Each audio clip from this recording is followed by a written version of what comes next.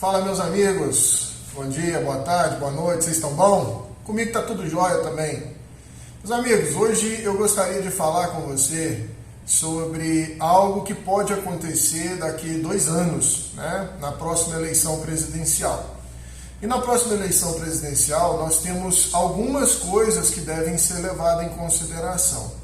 O título desse vídeo é PT e Lula e o tiro no pé. Mas será que eles irão dar esse tiro no pé? Né? A pergunta que nós fazemos é essa: será que eles vão dar esse tiro no pé?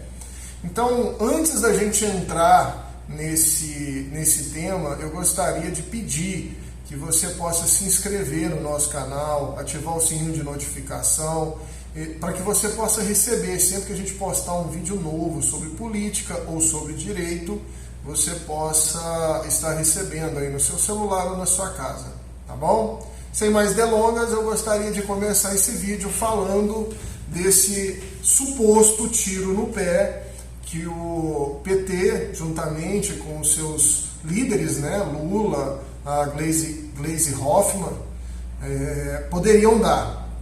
Eu postei um vídeo aí no canal sobre a possível imparcialidade ou parcialidade dos ministros do STF. Então, quando a gente olha para essa situação, se serão ou não parciais, eu acho que a esquerda ali, que tem a sua influência, ela tem que pensar em alguns pontos. Nós já tivemos uma eleição agora, em 2022, em que o Lula saiu vencedor.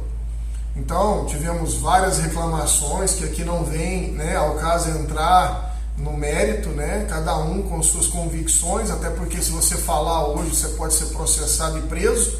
Então, se você tem algum pensamento, fique com os pensamentos, porque por enquanto esses pensamentos ainda não são passíveis de punição. Mas se você divulgar, você vai ser punido, né? Tanto é verdade que o próprio ex-presidente Bolsonaro está sendo punido aí por ilações, por ter trazido pessoas e ter falado das urnas eletrônicas e tal. Mas não vem ao caso aqui. Se você já tem a sua mente já voltada para esse fim, né? Tá tranquilo. Mas o que eu quero te falar é assim, ó, que em 2022 nós tivemos a eleição e a gente viu uma massividade, né? Existiu uma população, uma verdadeira nação que ia atrás de um deputado, de um candidato, né? Que antes era deputado, mas que foram muitos que iam acompanhando. Então, todo lugar que ele ia, existia um acompanhamento dos seus seguidores ali.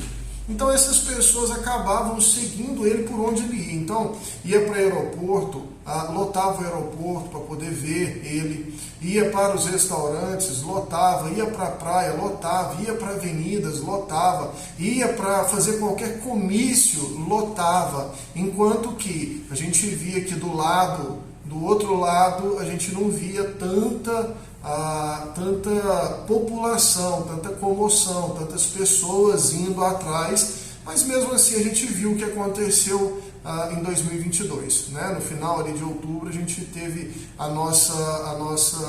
o resultado das eleições. Então assumiu em 2023, né? O Lula assumiu em 2023 e a partir de 2023, né, começou no 8 de janeiro ali, as perseguições às pessoas que pensam diferente, né, das ideologias de esquerda, ali, do PT, PCdoB, PSOL e por aí vai. Então, todos aqueles que pensam diferente deles começaram a ser perseguidos. Nós tivemos o deputado eleito, Deltan Dallagnol, que foi perseguido, sim. Nós temos agora, recentemente, meus irmãos, nós temos agora a perseguição, mas isso foi anterior à perseguição da ex-juíza, né, Ludmila a Ludmila Lins Grilo, que hoje ela está nos Estados Unidos, lá, entendeu? Para poder fugir de toda a perseguição. Nós temos os perseguidos, que foram perseguidos aqui no nosso país, que também estão exilados nos Estados Unidos, né? O Alan dos Santos, nós tivemos o Oswaldo Eustáquio, que esteve preso, foi agredido e teve um problema de saúde gravíssimo, que também estava preso lá, e quem tinha que dar a segurança para ele era o próprio Estado. Nós temos várias outras pessoas que também estavam nessa questão e estão hoje exilados lá. Nós temos os jornalistas, né, que na Jovem Pan eles bateram muito no Lula e naquele governo dele, e por isso hoje estão exilados, né? Nós temos vários desses jornalistas. Então, hoje a perseguição acontece para esses jornalistas. Muitos deles foram mandados embora da Jovem Pan e hoje estão na Revista Oeste, né? Que hoje tem um programa na Revista Oeste, mas continuam as perseguições. E a perseguição maior é para tentar destruir a reputação do Bolsonaro. A ideia é fazer com que o Bolsonaro seja classificado como um bandido, né? Mas sem nunca ter cometido um crime sequer, ou pelo menos que tivesse provas disso, né? Diferente do Lula, que quando foi presidente, quando estava articulando todas as coisas, teve muitos benefícios ali, né? O sítio de Atibaia, o triplex, muito dinheiro nas contas, um mensalão que ia direto para a conta do PT. Então, várias coisas aconteceram ali, que as provas estão lá. E eu queria que você entendesse, você de direita, né, você que é conservador, eu queria que você entendesse que o Lula não foi declarado inocente, tá? Você de esquerda também, vai estudar um pouquinho, vai dar uma lida sobre isso. Lula não foi declarado inocente. A extinção da punibilidade não quer dizer que uma pessoa foi declarada inocente, é só que o Estado não pode executar uma pena mais nele. O que aconteceu com ele é que o prazo prescricional da ação penal que se movia contra ele, quando o STF foi lá e falou que tinha que ir para outro estado, o tempo já havia passado muito. Então, houve a prescrição. Então, quando houve a prescrição, não é porque ele foi inocentado, as provas estão lá, tudo está lá. O que aconteceu é que a extinção da punibilidade, ou seja, foi extinto o dever do Estado em punir aquela pessoa, e essa pessoa é o Lula. Então, depois disso, ele voltou, né, a ser presidente e está aí. O que eu quero trazer para vocês, eu trouxe esse apanhado todo para que você entenda que nós temos alguns cenários que podem acontecer ainda esse ano. O primeiro cenário é que o STF declare o Bolsonaro inelegível, né? O primeiro cenário pode ser esse. Então, Lula estaria apto a disputar essa eleição com outras pessoas. Esse cenário, eu acredito que é o pior cenário para o PT. Que se o Bolsonaro não estiver disputando a eleição com o Lula, eles vão colocar outra pessoa que não tem a mesma rejeição do Bolsonaro. Então, nós temos 3 nomes, né, que podem ser pessoas que vão bater muito de frente e que têm realmente a possibilidade de destroçar o Lula nas eleições, né? Se tudo ocorrer de forma legal, de forma correta, tá? Então nós temos 3 pessoas que nós consideramos como pessoas conservadoras, como candidatos conservadores. O primeiro seria o governador de São Paulo, né, Tarcísio de Freitas, que é um homem, entendeu, que não tem a rejeição. Então só esse aí já quebrava as pernas e a coluna da esquerda. Por quê? Porque ele não tem a mesma rejeição do Bolsonaro, por conta das falas do Bolsonaro, ele não tem. Então, nesse caso, nós temos ali, entendeu? Uma pessoa que pode destroçar a esquerda.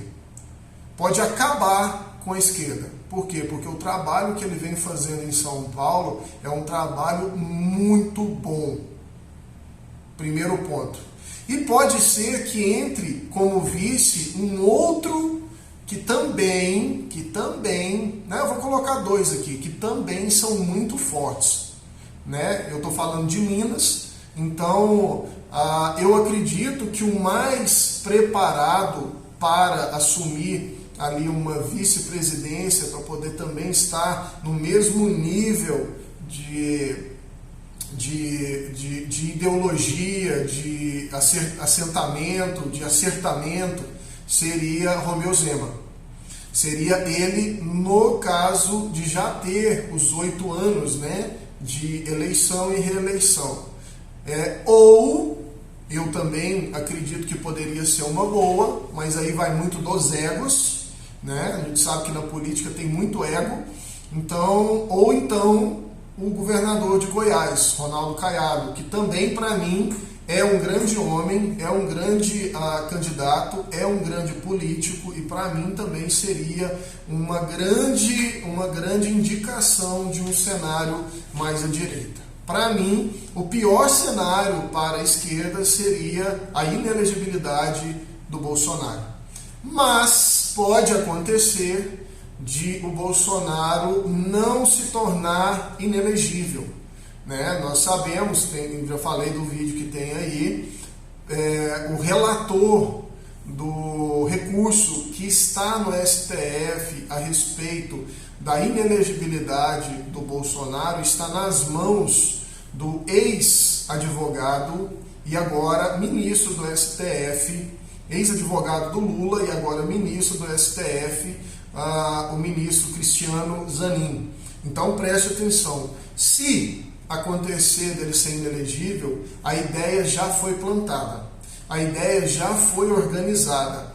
O Olavo de Carvalho ele falou um negócio numa entrevista que era muito certo. Nós estávamos em 2016 para 2018, nós estávamos querendo colocar a cereja num bolo que ainda não estava sequer assado. Então, eu acredito que hoje o bolo ele já está em fase de ornamento, né, de se arrumar.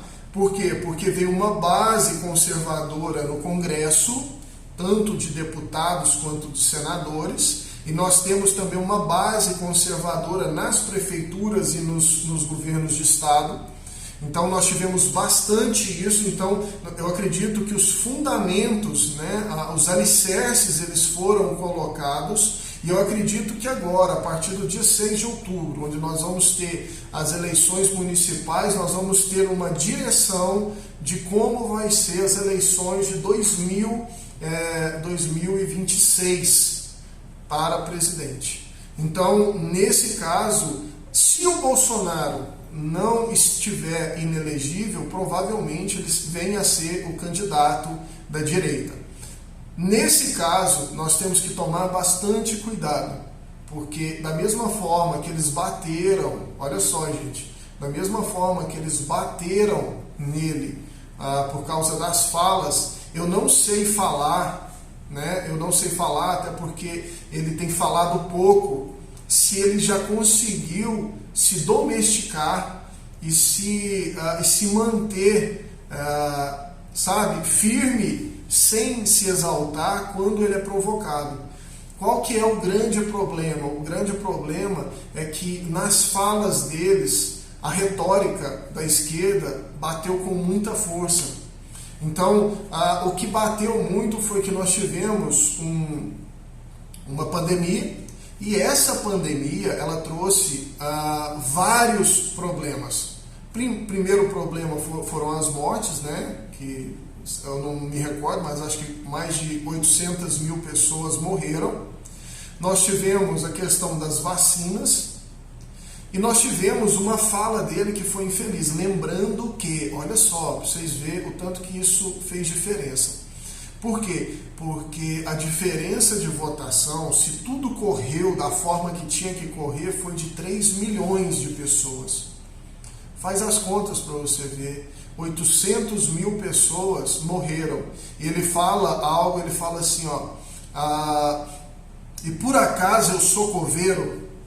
Para quem? Olha só, isso não dói para mim, que não perdi ninguém na Covid.